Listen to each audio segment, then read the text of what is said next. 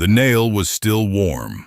That was the first thing Caleb Dunne noticed when he pulled the letter off the jailhouse door that Tuesday morning in October of 1883. The nail had been driven into the oak with a single clean stroke sometime in the last hour, while the sun was still behind the eastern ridge, and the town of Ridgeline was quiet except for the baker and the roosters and the particular kind of silence that small mountain towns make when they are pretending to be asleep. The letter was folded once and pinned through the center, the paper yellowed and soft at the edges, the way paper gets when it has been carried a long time in a pocket or a satchel or a drawer, where someone keeps the things they cannot throw away and cannot look at. He unfolded it and read the first line, and his hands stopped working. The handwriting was his, not similar to his, not a forgery close enough to fool a stranger. It was his handwriting the way his face was his face in a mirror, every stroke, every slant, the particular way he crossed his T's with a downward drag and left his G's open at the bottom, the penmanship of a man who learned to write late and never quite lost the careful deliberateness of someone for whom letters were once difficult. He knew this handwriting. He had spent 41 years inside the hand that made it. The letter was dated April 11th, 1871, 12 years ago, Abilene, Kansas. Caleb sat down on the bench outside the jailhouse and read the whole thing. And when he was done, he folded it back along its original crease and held it in his lap and stared at the main street of Ridgeline as if he were seeing it for the last time, because he was. In the man who had walked this street for 8 years, who had worn the tin star and kept the peace and earned the trust of every person who lived in this valley, that man was about to disappear, not because he was leaving, because the letter was going to tell everyone who he had been before he arrived. He had written it in a room above a saloon in Abilene on a night when rain was hitting the windows so hard the glass shook, and the streets below were rivers of mud that sucked at the hooves of every horse tied to the rail. That was April of 1871. Caleb was 29 years old and had been drifting for 6 years since leaving his mother's farm in Ohio, working cattle drives and odd jobs, and slowly becoming the kind of man who measured other men by what they carried in their pockets. A man named Amos Calloway was lying on the floor of the room next door with a knot on his head and an empty money belt and no memory of how he'd gotten either one. Caleb had written the letter to Amos's wife, a confession, 3 pages in his own hand, explaining that he had taken $32 from a man who trusted him, that he had shared a meal with Amos Calloway at the saloon downstairs and bought him drinks until the man's words slurred and his eyes couldn't focus, and then followed him to his room and taken the money belt while Amos slept and hit him when he stirred, that he was sorry, that the money was already spent on a horse and provisions, that he was heading west and he would never come back to Abilene, and he knew that being sorry was not the same as being forgiven, but it was all he had. He had written the letter and sealed it and addressed it to Mrs. Nora Calloway, care of the Abilene postmaster, and then he had sat on the edge of the bed and held it and looked at it and done the thing that cowards do, which is to put the letter in his saddlebag instead of the post office and ride out of town before the sun came up. He carried it for 2 years, through Kansas and into Colorado, through mining camps and cattle towns and the slow, difficult work of becoming someone different from the man who had written it. He carried it until the day he rode into Ridgeline, and the old sheriff asked if anyone in the saloon could handle trouble, and Caleb stood up because standing up felt like the first honest thing he had done in a long time. He'd thrown the letter in the stove that night, the stove in the back room of the Ridgeline jailhouse, The same stove that kept the building warm through Colorado winters that came early and stayed late. He watched it burn, watched the paper curl at the edges and the ink darken and then disappear, and the whole thing collapse into ash. And he told himself that the man who wrote it was gone now, that the fire had taken the proof, and without proof, a thing might as well have never happened. He swept the ashes out the next morning with the rest of the stove cinder and carried them to the alley behind the jailhouse and dumped them in the dirt, and that was supposed to be the end of it. But the letter was here, in his hands. The same letter, or an exact copy, 12 years later, nailed to the door of the jailhouse he had sworn to protect. He went inside and locked the door and sat at his desk and tried to think. Someone knew. Someone had either found a copy he didn't know existed, or someone had been in that room in Abilene and seen the letter, or someone had found it in Amos Calloway's belongings after the fact. Someone had carried it for 12 years and brought it here and nailed it to his door in the dark. The question was not who. The question was what they wanted. Will Oakes came in at 8 with 2 cups of coffee and the morning's easy smile and the particular energy of a young deputy who still believed the badge was the simplest thing in the world. Will was 24 and had been Caleb's deputy for 2 years, and in those 2 years, he had learned how to break up a fight and how to serve a warrant, and how to talk a drunk man off a horse without either of them getting hurt. What he hadn't learned, because Caleb had never taught him, was that the man behind the desk had once been the kind of man who would have been on the other side of it. Will set the coffee on the desk and started talking about the Miller Ranch fence dispute, and how old Miller was threatening to move his posts again, and Caleb listened and nodded, and said the right things, and did not mention the letter folded in his vest pocket, like a coal that hadn't finished burning. The stagecoach came in at noon. Caleb watched it from the jailhouse window, the way he watched everything, not because he expected trouble, but because watching was the habit of a man who knew that trouble didn't send word ahead. 2 passengers stepped down, a drummer with a sample case, and a woman in a dark traveling dress with a leather satchel, and the kind of posture that said she had not come to Ridgeline for the scenery. She walked straight to the jailhouse. She didn't look at the saloon, or the general store, or the church. She walked up the 3 wooden steps and knocked on the door the way people knock when they have rehearsed it. 2 firm strikes with the flat of the hand, and when Caleb opened it, she looked at him with eyes that were steady and tired and certain. "My name is Nora Calloway," she said. "You wrote me a letter once. It took me 12 years to deliver the answer." He let her in. He sent Will on an errand to the Miller Ranch that would take the rest of the afternoon. He poured coffee and set a chair by the desk and sat across from her and waited because waiting was what he owed her. She told it plain. She was not a woman who decorated the truth with extra words. She was Amos Calloway's widow.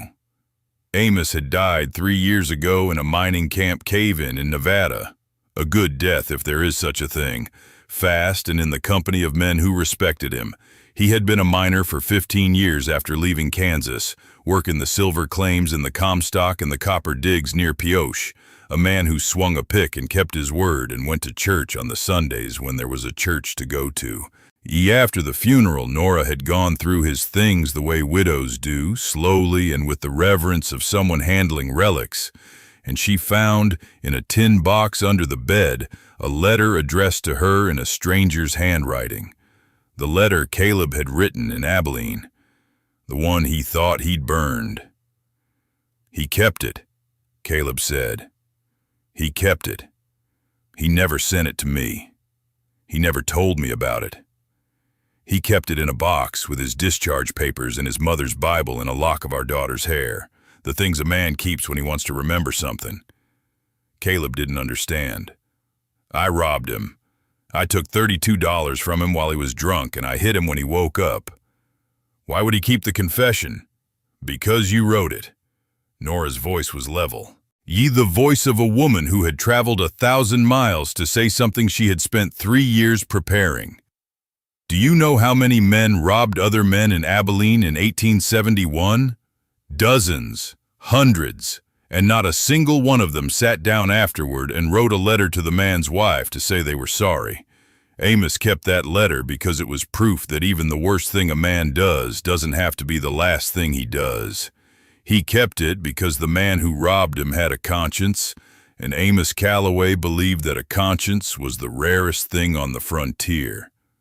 Caleb looked at his hands, the same hands that had written the letter, the same hands that had taken the money belt, the same hands that had pinned on a tin star and built a jailhouse bench and pulled men out of bar fights and carried children across flooded creeks and done 1,000 small things that he had always hoped might add up to enough to outweigh one terrible night in Abilene.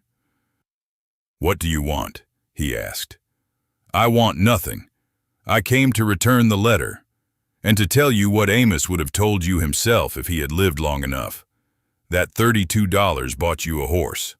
But the letter you wrote, the one you couldn't send, that was worth more than the money, because it meant you knew what you did was wrong. And a man who knows he was wrong is a man who can still become right." She reached into her satchel and brought out a second piece of paper, a page from a journal. Amos Calloway's journal, dated June of 1871, in 2 months after the robbery. The entry was short. It said, "A man took my money in Abilene and left me a letter of apology he never mailed. I found it on the floor under the bed. I believe I was robbed by the only honest thief in Kansas. I hope he finds what he's looking for.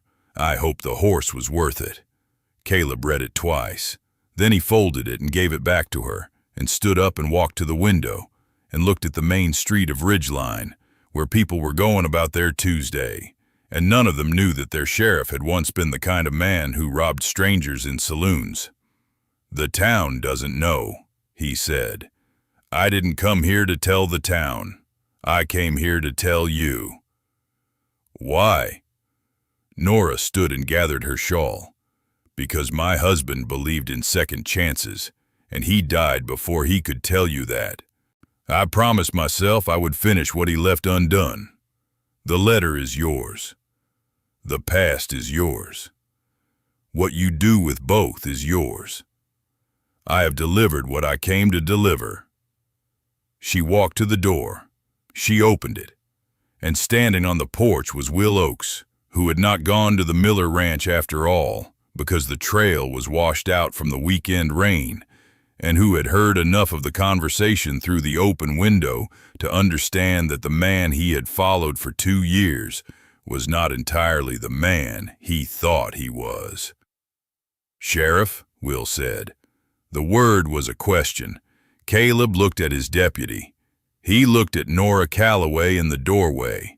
He looked at the letter on his desk and the jailhouse he had kept for 8 years and the star on his chest that meant something to him precisely because he knew he didn't deserve it, had never deserved it, and had spent every day since Abilene trying to earn it anyway.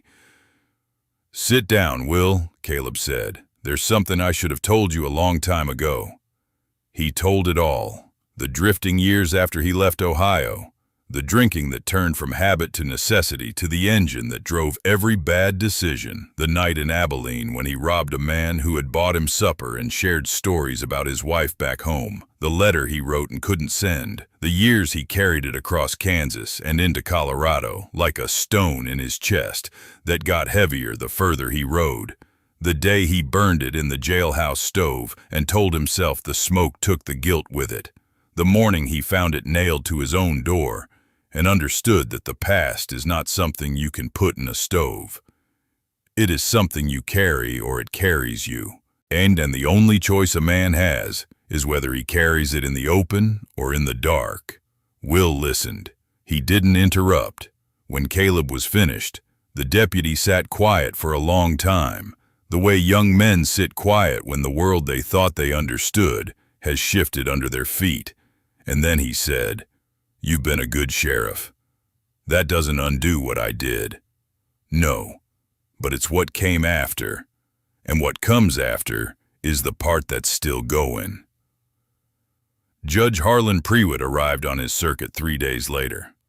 Caleb met him at the edge of town and told him everything before the judge's horse was even tied up.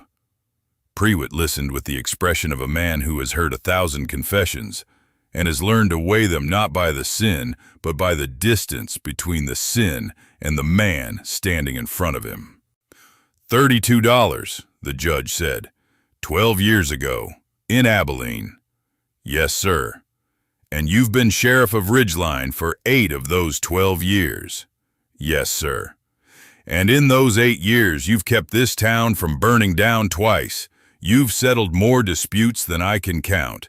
You pulled the Henderson boy out of the river in spring flood, and you've run this jailhouse without a single prisoner complaint, which is more than I can say for any other jail on my circuit. So let me ask you something, Caleb. In those 8 years, how many people have you helped in this town? Caleb didn't answer, because the question wasn't the kind that has a number.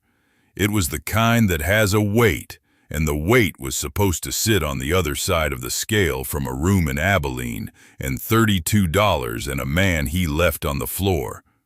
The judge leaned back in the chair and looked at the ceiling the way he did when he was sorting through the arguments in a case.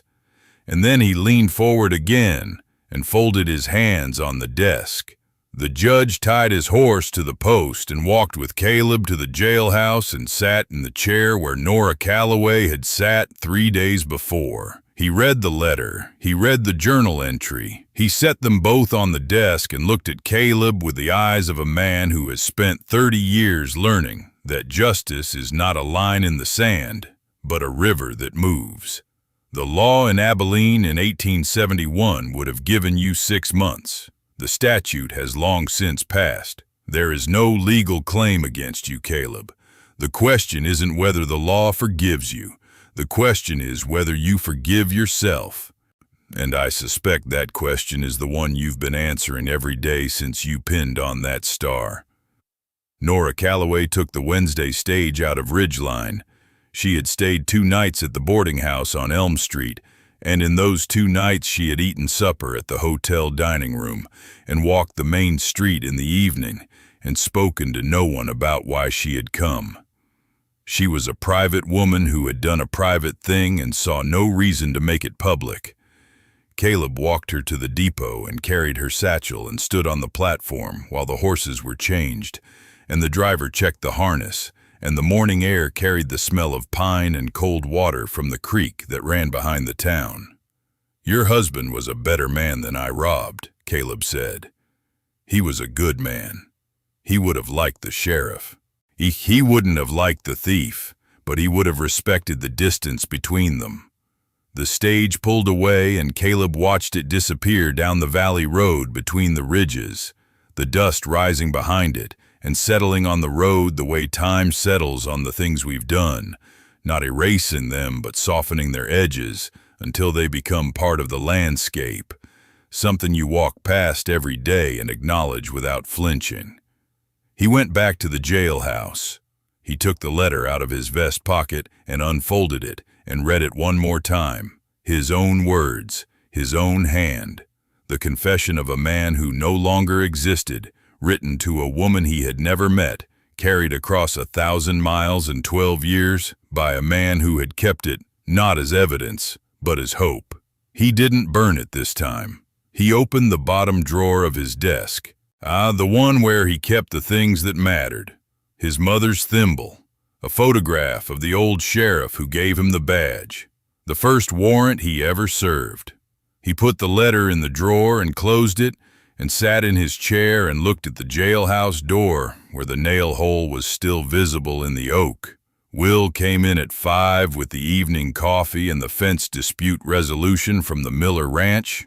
Old Miller had agreed to keep his posts where they were in exchange for Caleb coming out to survey the line himself next week, and the easy talk of a man who has decided that what he knows about his sheriff does not change what he believes about him. They drank their coffee. They talked about the weather turning cold and whether the first snow would come before November. They talked about the cattle drive coming through next week from the South Range and whether the saloon would need extra watching on the nights the drovers came in to spend their wages. They did not talk about Abilene, not because it was a secret anymore, because it was a scar, and scars don't need to be discussed every day. They just need to be carried, and the carrying is the proof that the wound has closed. The aspen trees on the ridges above Ridgeline had turned gold that week, the way they do every October in the Colorado high country, and in the late afternoon, the light came through the jailhouse window and caught the tin star on Caleb's chest and the 2 coffee cups on the desk and the oak door with its single nail hole.